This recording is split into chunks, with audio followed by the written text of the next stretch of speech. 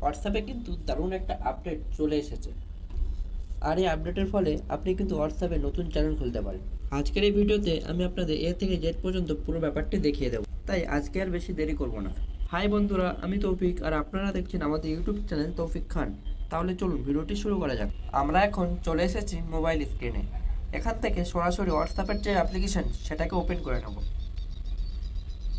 হোয়াটসঅ্যাপটি open করার পর উপরে ডান দিকে একটি আপডেটের অপশন দেখতে পাবে, এখানে টাচ করবে।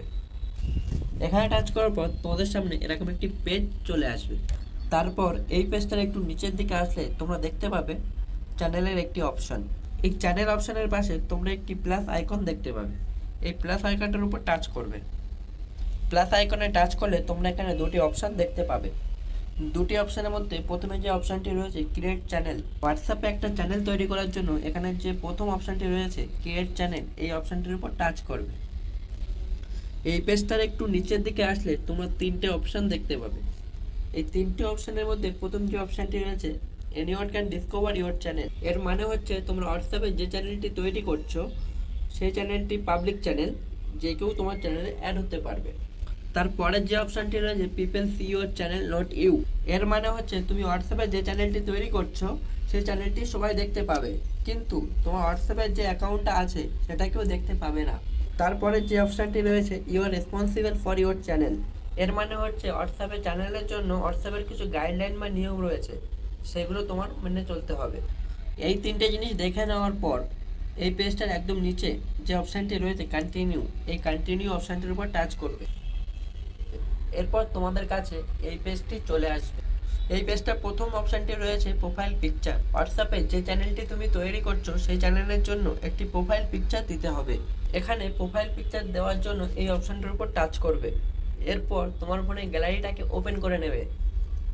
তোমার হোয়াটসঅ্যাপ চ্যানেলের জন্য যে প্রোফাইল পিকচারটাকে তোমরা দিতে চাইছো তোমার ফোনের গ্যালারি থেকে সেই পিকচারটাকে সিলেক্ট করে নেবে।